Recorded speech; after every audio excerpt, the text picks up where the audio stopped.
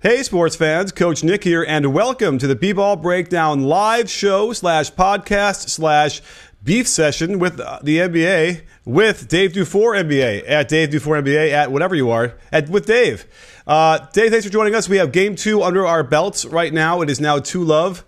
All right, that's probably a bad choice of words. It's 2-0 in the Warriors' favor, and I think you have an immediate reaction. Yeah, the refereeing is fine. I mean, have there been missed calls? Yes, there have been missed calls all season. But this notion that this is rigged, it makes absolutely no sense. It's a completely just the most ridiculous argument of all time. Everyone stands to lose if it was actually rigged. Not to mention, what are they rigging it for? For the Warriors to win in 4 games so everyone loses money? It's just an absolutely dumb argument, and I am so sick of like it's tough to be on Twitter right now during games, which is usually fun because all anyone wants to talk about is refereeing, right? Like, let's talk about the game. That's what I want to talk to you about tonight. I want to talk about the game. Well, here's the thing. I think that the rigging thing is just sort of like, I'm upset, my team didn't get calls, and I'm just sort of using a blanket, hyperbolic term. I think. I mean, I don't really think, because obviously you're right. If this was rigged, then they would make sure that the Cavaliers won at least one game in Golden State. That kind of guarantees you probably 6 games. So that's where we're at here, And by the way, I don't think that there was that many calls. I thought there was a little bit physical on LeBron in the fourth quarter. They didn't call, but LeBron is also instigating. But there's no question we could find calls that went against the Warriors as well. That they would have legitimate beef. Sure, absolutely. I mean, Steph Curry on the foul on the 3. Now that again, look, all right. So Steph, there was the foul in transition when Steph undercut LeBron. And now he was bumped into it, but, still, he undercut him. There was the weird jump ball between Curry and George Hill where Curry, really didn't even get a hand on the ball. It was a very quick call. Yeah. But then there was one where it probably should have been a jump ball with Draymond and Tristan Thompson, but they called a foul. It's fine. Look, man, like, I just – they're human beings. They're going to miss stuff. And right. I think that I think one solution is to go back to old school, terrible footage, right? So like, let's go to grainy video footage so we can't see all the missed calls. I think that's the only way to solve this. Right. Yeah. I get rid of the 2-minute report at the end. That's also a waste of time. It is a waste of time. Yeah. They can't change anything. All you're doing is pointing out, the calls that they missed, but they've always missed calls. Right. And I mean, I'm not saying they shouldn't be trying to get better. They absolutely should. And I think one of the things they need to do this summer is they need to go ahead and add the 4th ref. I think that will help quite a bit. I mean, these are the best athletes on earth, and they're huge, and they're running fast, and like it's easy to miss stuff. And some of these, from the angle we get on television, it looks like a no-brainer, especially when you get the replay, which completely creates a bias in your mind as to what happens. Yeah, sort of like the KD LeBron charge block call from game 1 in real time. It looked like a charge. I thought it was a charge. I was like, wow, that's a great call. And then you see the replay and you see that it was actually clearly a block. Like LeBron got in, just late, and it was a block. So, right. And we, they don't get that benefit in real time. Right.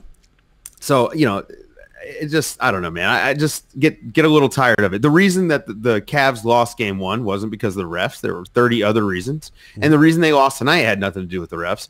I don't know how the refs, spot the Warriors 20 points or whatever. So it's just, let's talk about the game. Because these games are fun, man. Like tonight even was a really good game. Yeah. It was really good and really impressive by the Cavs. I thought for sure that they were going to come out flat and, sort of hung over from the last game and how they blew their chance and just get blown out of the gym. And it looked that way from the offensive end of the Warriors. They didn't miss. They missed like 3 shots the first quarter, whatever that was. It was insane.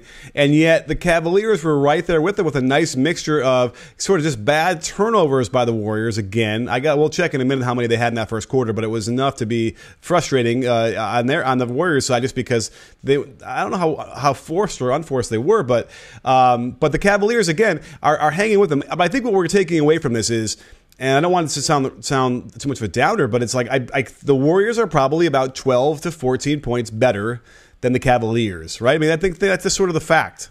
Absolutely.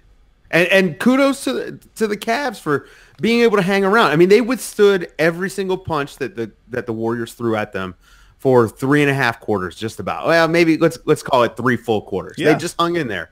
Every time the Warriors get the lead up to 12, 13, it seemed like it was back down to 6 or 7. And you know, that's really tough to do, especially since, you know, Cleveland doesn't really have anybody outside of LeBron and Kevin Love.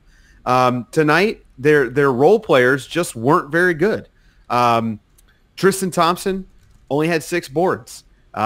George Hill was okay, but still, you know, only 15 points, 3 of 6 from 3, and so that helps, but missed a few that were just wide open. J.R. Smith, you know, hit 2 shots early and then didn't hit a shot from like halfway through the first quarter through the rest of the game. And, you know, those Jordan Clarkson minutes continue to be black holes for the Cavs. So it's just, you know, it just, I don't know, man. It's amazing that they've been able to do this. Credit to Ty Lue. His adjustments have been really good. Actually, in the game, he's been making changes, timely subs. And, you know, LeBron even came out, like we talked about, the rest of the team coming out a little flat. He came out a little flat. He wasn't looking confident in his jump shot. He wasn't walking into him like he was in game 1. And, you know, but then he bounced back, and he's LeBron. I mean, he had like 15 at halftime, and I was like, God, I feel like he's having a bad game. Well, let's talk a little bit about what they were doing differently on defense, which was doubling him on the pick and roll. And I think we talked about it. Maybe our last show got a little bit screwy, but I've been saying that they need to double, get it out of his hands, make anybody else a playmaker. That said, it was sort of mixed results. You know, Tristan Thompson just short rolled and like got a nice little layup or dished or whatever. He looked like Draymond Green on that play. Then they come down and they missed the layup on a good defensive recovery, but clearly Cleveland is ready for it. But even still, to get it out of LeBron's hands like that, I think it's got to be a win-win every time down for the Warriors. Absolutely. I thought they did a great job throwing multiple bodies at LeBron. And he was able to split the double a couple times, but then, you know, his teammates kind of let him down. And this is, you know, this has sort of been the story of the Cavs postseason. Like, they have one guy they can trust to show up every game. And it's just hard to win that way. I mean, again, like, it's amazing they made the finals. Right. And you want to say, you know, your teammates can't make every shot. Even the best shooters don't make every shot when they're wide open like that. But, you know, J.R. Smith was 1 for 4 from 3, and, you know, he should have been, you know, 2 for 4. And Jeff Green was 0 for 2. But now he's open for a reason. But either way, yeah, it's always a win when you can get it out of his hands. So I think that's got to be the blueprint going forward. It's just double him. And because this is not just like an average defense, this is doubling him, and then you got 3 guys back there that can scramble and cover. And, you know, if Iguodala comes back, then they're really going to be in trouble, because now they can get, you know, just imagine that. Let's just say it's Steph Curry is involved, which it normally is. He doubles LeBron with, let's just say it's, you know, Looney. Okay, who do you have back there? Draymond, KD, and Iguodala. Like, that's a great odds for the Warriors every time down. Yeah, I agree. I mean, this is a tough matchup, and the lack of wings in Cleveland is not helping. You know, Rodney Hood not being able to get his butt off the bench, Chetty Osman not being able to get in the game. Like, these are things that you and I didn't expect, you know, when we were talking about this team midseason. So, you know, it's an uphill battle. It's going to be an uphill battle anyway. The Warriors are just an amazing team. They're the best team in the league, so much so that people think they broke the sport. You know, so we shouldn't be shocked that Cleveland's kind of struggling. Right. Well, I kind of want to turn to the comments to see if we have some questions out here, just because we have so many people here in the chat. And let's see here. Jackson and Jeff Van Gundy don't often actually know what a foul is either. Yeah, it was interesting. A couple of times I was like, Jeff Van Gundy was saying some stuff that made me kind of just shake my head and be like, what are you talking about? But he does have a good taste in music on the way out to the commercial, so we'll give him the benefit of the doubt there. Let's see here. Love did play really well. MKSVSNG wanted to say, what the hell are you talking about? Love is doing great. And he did. That's what we said. Yes. Now, Let me just say this. He was terrible in the first quarter on defense. Right. And he wasn't scoring then. And I had tweeted out saying, you're going to have to yank him, because you can't afford to have a guy out there who's not, you know, scoring, you know, 8 or 9 points in the quarter and giving up 10 points in the quarter. But he did get, you know, he was actually very good. Curry, I don't know where he pulled some of those shots out off his butt, and he had that one on Love. That Love was just right in his face. He deflected the dribble and right at the buzzer, and I guess that's what happened. I guess you need to have that kind of luck when you break the record for threes in the finals. Yeah, I mean that the end of shot clock deep three that he almost hit the rafters with it. It's yeah. I mean Steph is Steph, and he's incredible. He's been doing a really good job at relocating after giving up the ball, hitting the corner and losing his man, and he only needs a half a second to get that shot off. So it's nice to see him looking more like the Steph Curry we're used to, right? Like, yeah. Rather than the way he looked early in the Houston series and in that Pelican series. Right. You can see a lot of bounce in his step, and he's getting by guys and getting in the lane. I mean, he's going to struggle finishing sometimes against contact among the trees, but he's still, he looked much closer to his normal self. Danielle Media has a great question. Do you see Cleveland making any changes to the rotation for Game 3? Now, we've seen Tyronn Lue mess with the lineup and starters quite a bit in the playoffs. So what do you think? I mean, maybe he gives Chetty or Rodney Hood a shot. In the starting lineup? Well, I don't know about the starting lineup, but maybe he gives him a shot in some of those Clarkson minutes. If we're talking about just rotation changes, I doubt he changes the starting lineup. I mean, Kevin Love has been really good, and Jeff Green has been fine, but not good enough to supplant Kevin Love. And you have to have Tristan Thompson in there because that's actually, he's a positive contributor, whether it's setting screens or on the glass. Where early on in this game, it felt like Golden State couldn't keep him off the glass, and then for him to only wind up with 6 boards, that's pretty telling. Oh my God, is that right? Yeah, right. Oh, you're talking about Tristan Thompson? I see 5 boards, and Nance had 6. Okay, right. Yeah. No, that was interesting. And actually, overall rebounds, the Cavaliers had 42, and the Warriors had 41. And so, when they went 15 for 36, the Warriors did from 3, which is about 42%, and the Cavaliers went 9 for 27, 33%. So when the Warriors get 6 more threes than you do, you could get out rebounded. They could get out rebounded. They could turn the ball over a whole lot and still end up winning by a comfortable margin. That's one of those keys. Yeah. Hey, we got a question in the chat from Studa Baking. Why is Livingston getting so many layups? I actually pointed this out. I tweeted about this. So they've been doing a good job of slipping those pin downs. Mm-hmm. And Livingston is just, he's a master at it. And so that's how he keeps getting those little open looks toward the basket. But what did you see tonight? Like, did you see the how many times they were slipping every screen? It felt like the Warriors, that was what they were looking to do to combat the switching. For sure. It's the best way to deal with that. JaVale McGee, the first play of the game, slips the ball screen right away. Boop, they hit him with a dunk, and he was a revelation. We haven't even mentioned JaVale in all of this. We kind of forgot about him because, all his fireworks were in the first half. But, again, the guy doesn't play. It kind of makes you wonder, like, why the heck didn't Steve Kerr give him some run in the Rockets series? It might have really, really helped. I know he was afraid to put him in the pick and roll, but, geez, here's what's interesting. The Cavaliers are now conflicted because you put him in there. Well, wait, we want to get Curry in the pick and roll, but no, we want to get JaVale. It's like it's confusing to them. They don't know who to attack. And meanwhile, JaVale was thwarting shots and was scaring guys from shooting floaters. And when you have that kind of presence in there, it's not fair. Like that's when the Warriors were most unfair. I felt like when he was in there doing that. Yeah, and then someone did ask us about JaVale, and it's one of my favorite things is that JaVale actually uses his height. There was a post entry pass, and George Hill did a good job of getting in front and defending it. And JaVale just jumps up and reaches over him and grabs the ball. And there's actually not a lot of bigs that do that. Capella is another one. He does a pretty good job of that when he's got a mismatch like that. And I just think that's something that the Warriors have missed. Playing Draymond so much at center, and then Durant doesn't really play like that. They think that having that dimension and being able to go to that has been huge for them. And plus, they love to toss those lobs, and it gets them going. Yeah, it really fires them up. And I think we saw that early on in this one. Like you said, they fed off that JaVale dunk to open the game, and then we saw them have one of the better third quarters that they've had in the playoffs, at least offensively. They weren't defending at all. Right. But, yeah, I think that we're probably going to see JaVale continue to start. Yeah. Now, by the way, the beauty of the Warriors offense now, I mentioned that in the tweet and I had a nice little video, was that the default flow offense is always setting pin downs for Kevin Durant on the weak side, or him setting the pin down, which triggers an automatic switch. and generally it's with Durant and a guard. So we keep seeing this the entire game where Durant's got Hill guarding him, or Durant's got J.R. Smith guarding him, and he's out on the low, and he just doesn't turn around and scores right over them. It's terrible because the Cavaliers have not adjusted to this. They're like kind of lazy switches. They don't have to switch those that easily, and if they don't do something about that, then it won't matter what anything else they do, because they're gonna give Kevin Durant easy shots. And we saw he was 7 for 9 to start. It's worthy of us kind of quickly checking to see what he finished with. He was 10 for 14, and I would say of those 10, 6 of those were just over a little guy. Would you say?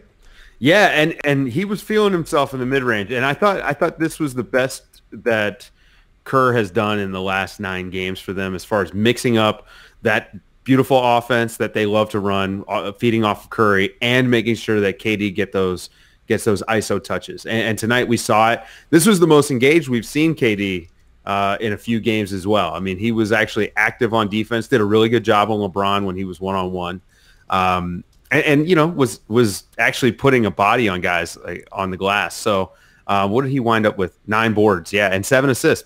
Was making the right play, and I think that's so important for him. And winding up 10 of 14 for 26 points, that's the sort of KD efficiency we're used to seeing. I mean, 10 of 14 obviously is, you know, fantastic, but that sort of game, remember last year in the playoffs, that he felt like they were at their best, where he was close to that triple-double range, meaning he was doing a lot of stuff. He was active in a lot of ways. But he was playing a little bit more like a role player then, and then even tonight, just letting the offense work for him. I think he had like one of those bad threes that you're like, oh, is he going to revert? And he didn't. So it's very encouraging for the Warriors side that he looked at the film. I think they even mentioned he did, and like got a sense of what the shots were that he was taking that were bad, and just basically eliminated them. I mean, they're unbeatable when you get, you know, Curry had 33, and he was the best player, I thought, although he didn't shoot that well, 11 for 26 from the field, but 9 for 17 from 3. So, you know, the Cavaliers were having some success driving off that line, getting him into the big bodies, ping-ponging a little bit, and he wasn't finishing. He doesn't jump very well, so he's not going to finish those a lot of the time in traffic. But as we saw, he drives, he kind of dishes or whatever, and then gets right back out to that line for threes. It's a really good lesson for, you know, any kind of young player who wants to learn how to get more threes up. That's how you do it. So let's keep going. Let's see, any questions we can grab here from... Well, yeah. Someone asked, and I missed who it is, why the Cavs didn't attack Klay Thompson more given the ankle injury. And, you know, I actually thought they did. Anytime he got caught in a post-up mismatch on Tristan Thompson, it felt like they were trying to get Thompson the ball. We saw that they actually went up, I think once they called a foul on Klay Thompson. But Thompson actually looked good, right? Like, I mean, obviously they were worried about the ankle, but he looked fine out there. I mean, you know, hitting that first 3 with a hand in his face looked fine. Hopefully it's not an issue going forward. And, you know, I guess the big question mark now is, are we going to get Iguodala at all in this series? Right, and if they need him. By the way, I think it's miraculous that he came back in that game 1, and that he seems to be without, you know, too much trouble playing well. You know, luckily somehow he was able to rip his foot off of the ground at the last second before it got pinned.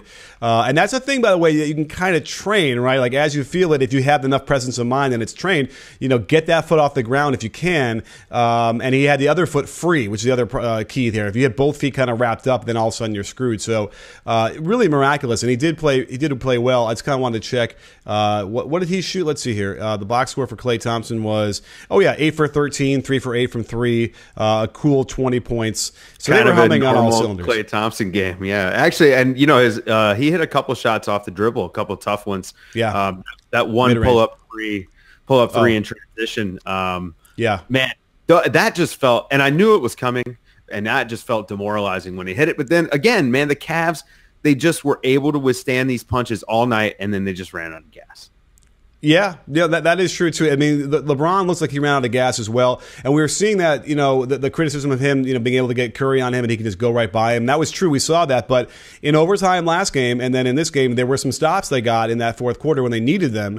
As a gang, you know, they just completely will gang up on LeBron on that one. So it's not just Curry, you know, stopping him, but yeah, it's not the best recipe. I don't even know what the solution is going to be. But we said in my video breakdown of game 1, like they're simply going to need LeBron LeBron to have, some of the all-time great offensive outputs in the NBA Finals to be competitive. He didn't really give him that tonight, and that's why they lost, by so much. Yeah, I mean, I don't know, man. It's tough. Or how are you feeling? Do you think the Warriors finish out the sweep? Oh, Cleveland? yeah, right. Now we're back. Because I kept saying 6. And, you know what I mean? They should have had game 1, the Cavs. Yeah, they were competitive, although, I expected this to be a blowout. So, I think that they get at least 1. So now you're talking about closing out in game 5 in Oracle, which is probably, barring, a nut punch and whatnot. Right. You can imagine the Warriors would win that at home. So, yeah, maybe I downgrade it to a Warriors at 5 instead of Warriors at 6. What do you think? I originally said it was going to be 4 or 5. I think it should be 4, but it's tough to. I mean, it's just tough to go against LeBron. He's just so incredible. But with the way that Golden State is sort of locking up all of the role players outside of George Hill, I don't know, man. Let's talk about that. We have a good question here about Kyle Korver from Bacon, Mayo, Tomato. I don't like the mayo, but I'll take the bacon and tomato. Why is Korver not getting shots? He was 0 for 3 and 0 for 1 from 3. So he actually took twice as many shots from two-point land as he does from 3, which is rare. He played 17 minutes, negative 18, which is almost actually is a team leading negative 18 in the wrong way. Dude can't get 20 minutes in the game. Doesn't matter what happens or how. They cannot find him 20 minutes. What's the story here? Well, I think it has to do with defense. I don't think Ty Lue has any sort of confidence in how he can defend against the Warriors. I mean, we saw this last year in the finals. He just, he's almost unplayable at times. And 20 minutes is about the max you can withstand having him on the court because they're going to hunt him. But he's got to get up shots if he's going to be out there. The Warriors do a great job running him off the lines. Wearing those screens off the ball. So, I just think they got to find ways to get him open, whether it's, maybe give him a double pin down, maybe stagger those pin downs, run him off some floppy, something. Right. Or remember, have him back screen and then him pop out. Right. Those are the things. Absolutely. Yeah. They're simply not being creative enough. And it's a little too stagnant. You're right. They don't really have movement where they'd have dribble pitches and all the kind of things on the one side while he's coming around. It's usually only stagnant ball being pounded on top and waiting for him, and everyone's loading up on it. It's really hard. They need to find some more of those things. And by the way, they were letting him in Love. By the way, have we even seen the Love Korver fun on the weak side? I can't even picture. No, it. I haven't seen it once. Yeah, what the hell? Once. Yeah. So that's worthy. I'm going to look through that tonight in the footage because that's great stuff, and that would make it very hard for those guys to defend. I don't even know if he's even that much worse than J.R. Smith isn't great on defense out there, and yet he's getting. Let me see. J.R. Smith gets 31 minutes. Take 5 minutes off there and give those to Kyle Korver and see what happens. I mean, it just is beyond me. Yeah. So anything else here? It's not ideal. Let's see. Would Monte Ellis help or hurt the Cavs if he were playing for them right now? Dribble Kenshin asks. I mean, they have Jordan Clarkson. It's basically the same thing. Ooh. I mean, I think Monte would score. Yeah, Monte's better than Jordan Clarkson, right? Yeah, I think so. Yeah. So, I mean, not that he'd be like a Kyrie kind of guy, but he would give you something. And I mean, listen, Monte's a little bit old in the tooth now or long in the tooth, but, there were moments in Monte's career where he was a bad man. I mean, absolutely. Sure. I mean, if we're saying peak, if they're getting peak Monte Ellis, okay, he'd be like the third best player on this team. Right.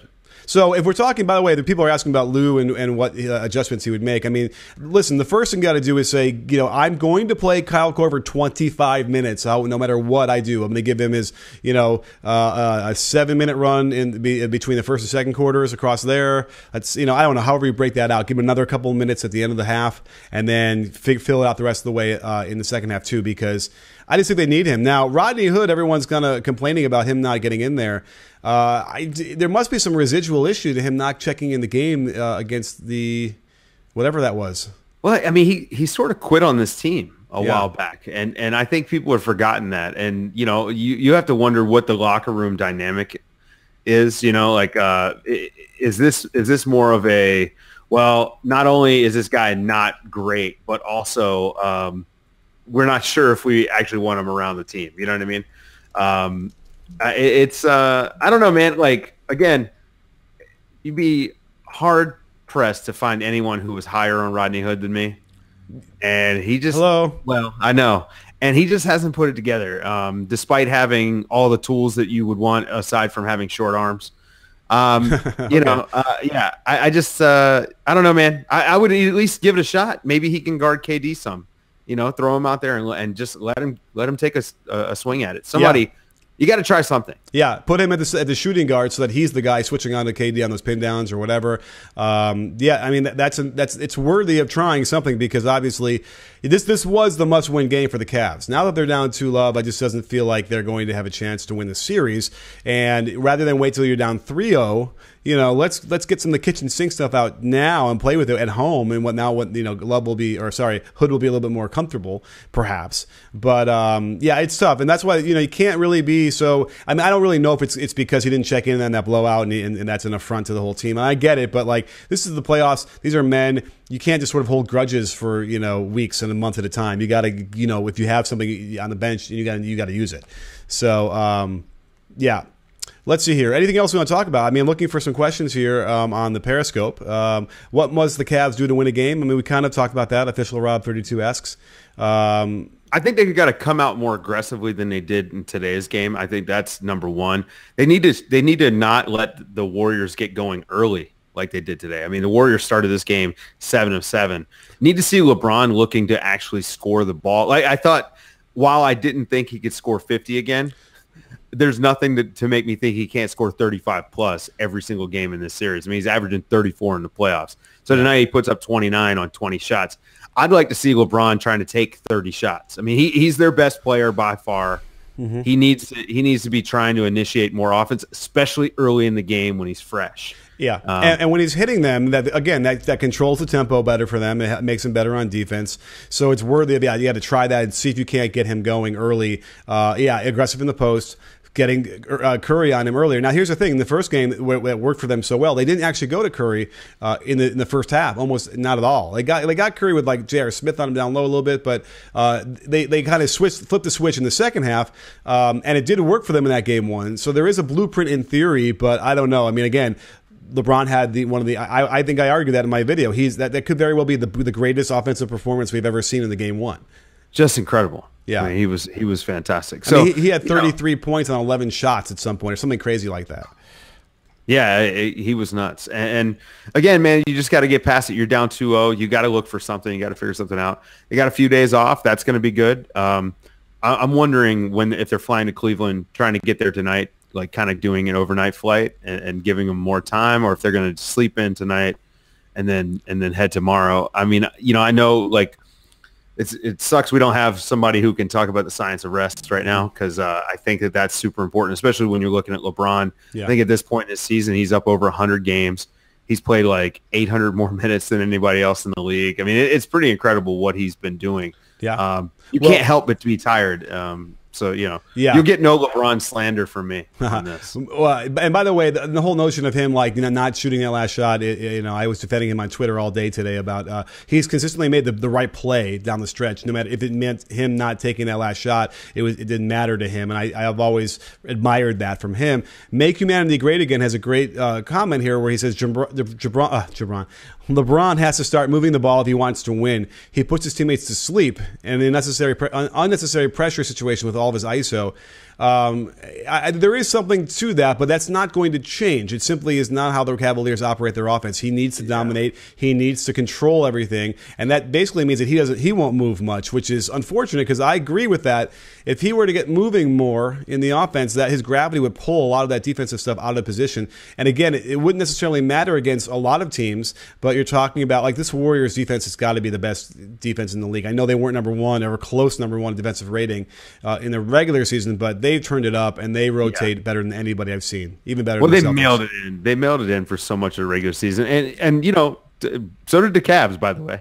And this is you know something that you and I'm sure we'll talk about this summer when we start making predictions after free agency. But it's getting harder and harder to sort of predict what's going to happen in the playoffs.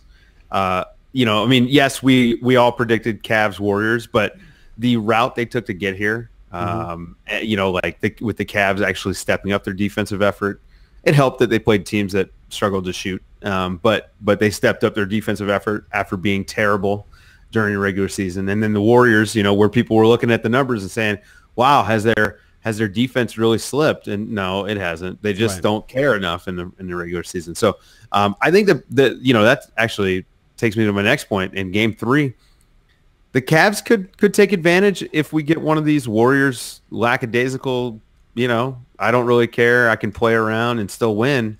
If we get that in Game 3, that's what we got last year. That coupled with the Cavs hitting, I don't know, it was it 25 threes in a game? The new playoff record or whatever. Right. That's what it took. Yeah, and so there is a route to a victory here. I just don't see this going more than 5, and I definitely don't see the Warriors losing 2 in a row. I think that would just be incredible. And it's unfortunate, man, because the Cavs really. They've shown me a lot in the last 2 games, and it's been fun to watch. So yeah, they've been entertaining in good games at least. This one was good. It was almost like, oh, we're going to go down to the wire again, and didn't quite play out that way. But certainly it was worthy of the first 3 quarters of watching. Interesting question here as we start to wrap up a little bit. Here we got Luan No asks, does LeBron injuries such as his eye plus the physical contact affect him very much? What about the eye? It's obviously bloodshot. He obviously got a serious gouge by the finger, which we said in our breakdown with Ronnie Nunn that it looked intentional. Did not look like a natural basketball play to me. What do you think? Have you ever had experience of that kind of eye injury? I've been poked in the eye just like anyone else. And here's the thing about human beings. No one has tough eyeballs, right? Like it is just they're a super sensitive. That's a super sensitive organ. And you get hit in the eye, you're going to struggle, and especially as severely as that injury looks. When you just look at it, and his jumper definitely fell off after that. Like maybe he's not confident shooting, maybe he's having some vision problems. Right. But I think the fatigue is the bigger thing. The Warriors, especially tonight, I said that sending doubles. They triple teamed him once. They were sending so many guys at him. They were looking to wear him down, and he looked tired from the jump. But he looked more tired in the late third and early fourth than I've seen all playoffs. So I think fatigue is the number one factor for LeBron right now. And they gotta hope that the next few days they can get a rest and get him back something close to 100%. Sure. Then the layoff between Game 3 and Game 4, they only get 1 day off. So it'd be short lived if he does bounce back. Right. So a Game 3 loss in Cleveland, if the Cavaliers lose that one, it's a sweep, because you have to imagine that's going to be Game 4 is going to be a game where LeBron's going to be a little bit more fatigued, even more so. By the way, I have a quick question out there to throw out there, a little quick poll. This is an early night tonight, so I could release this as a podcast right away. I'm just kind of curious if anyone feels like they would want to get it right away, or do I release it fresh in the morning at like 5 a.m. East Coast time for you guys to hear the whole thing, in case maybe you haven't heard the whole thing on Periscope or YouTube. So let me know what you think. What you think on that one as we answer a couple more questions. So let's see. Rented Plum asks, why didn't Cleveland run more pinch post action for Love? It seemed to work when they did use it. So the one thing that they were doing certainly on offense is getting LeBron at the elbow, and then they're splitting off that in the corner. That works really well. It's their bread and butter. They run it all the time. They rarely do. They'll do it with Love when LeBron is out. And let's quickly cut to the box score, where LeBron played 43 minutes, actually almost 44 minutes. And I don't know if Love was in there. Is it safe to say Love was in there for the other 4 minutes that he was out? I think so. Yeah, I think so. Okay, so he's probably got 4 minutes across the entire game, where maybe, there's probably 3 possessions there, right? Maybe a 4th possession they can get out of that, where he can get there. It's a real problem. And he deserves certainly more elbow touches without question.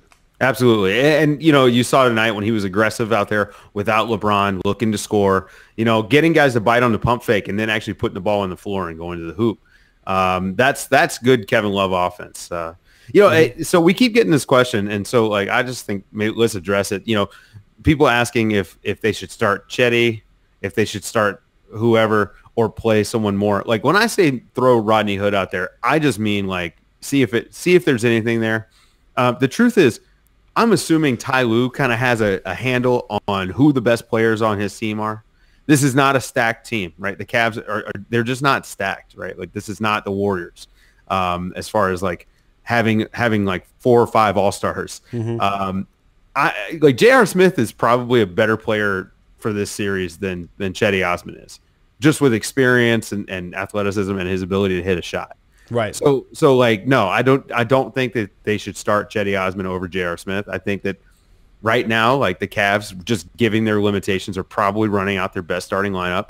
You could argue maybe you trade offense for defense with Jeff Green, but I just think Kevin Love has been really good, and I wouldn't take him out of the starting lineup. So yeah, and I agree with the notion that it wouldn't be fair to Cedi to start him having not really played at all and like throw him out there. That would just be, and who knows, if he did well, that'd be great, but that just seems like a no-win situation for him. We have let's see, there's in our YouTube chat we have these these big people. Somehow are commenting with a big B-ball breakdown orange thing that catches my eye. Not sure why they're doing that, but let's give them some more love. I see one here where it says, as I scroll down, because I listed, here it goes, no personnel change is going to change the deficit in effectiveness of playing style.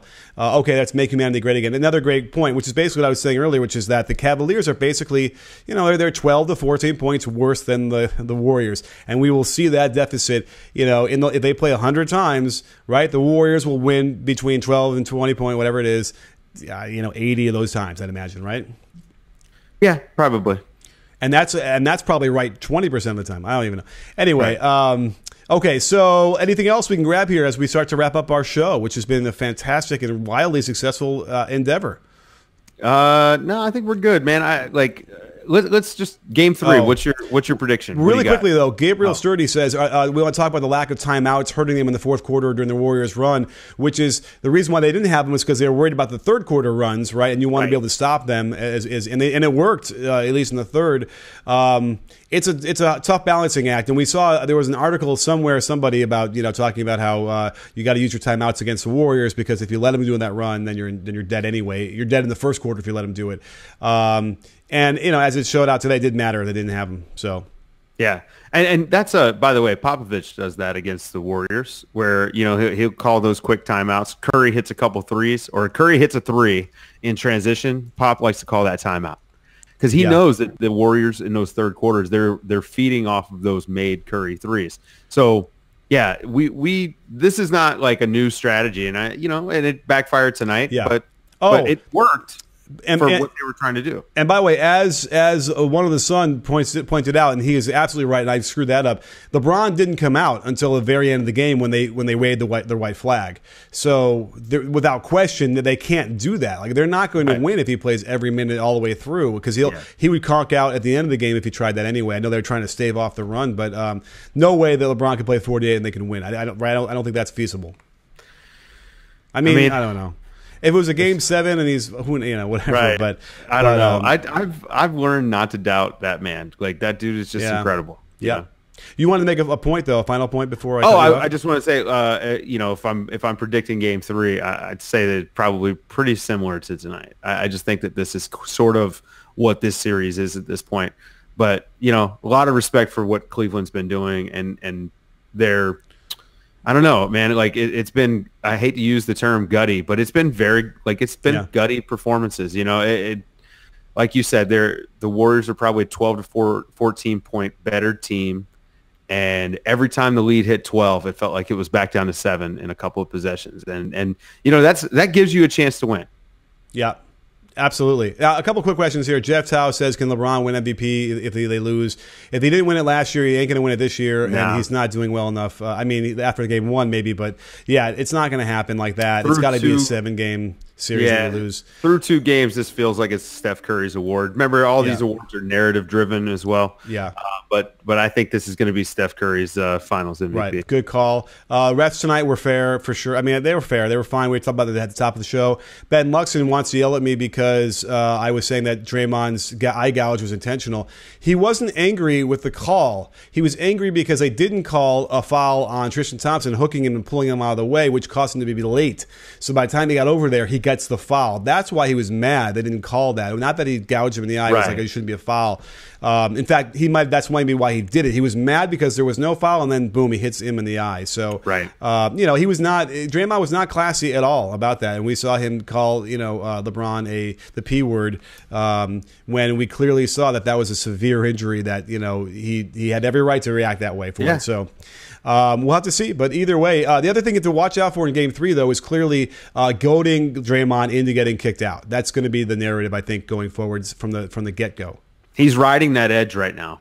On that one play where LeBron maybe traveled, but they called Draymond for a foul.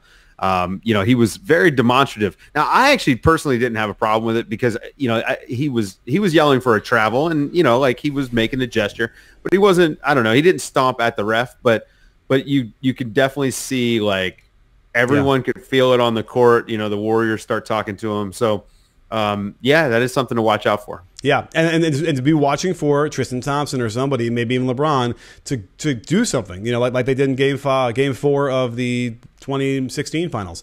And that's unfortunate, but this is that's the reality. Like, a lot of times it's the only way they're going to win. In fact, that's how they did it in 2016.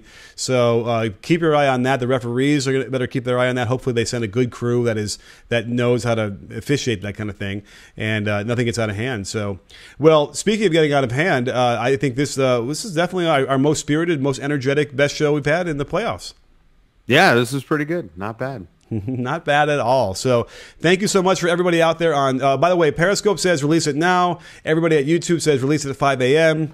I don't know, man. What do you think, Dave? I would put it out. I would put it out now. We got to beat everybody else. Okay. It's still going to be there at 5 a.m. for the people on YouTube. So that is true. All right, don't worry. F it. Yeah. I'll release it in a minute. So stay tuned for that up on iTunes and Stitcher and wherever else you get podcasts. So we are there.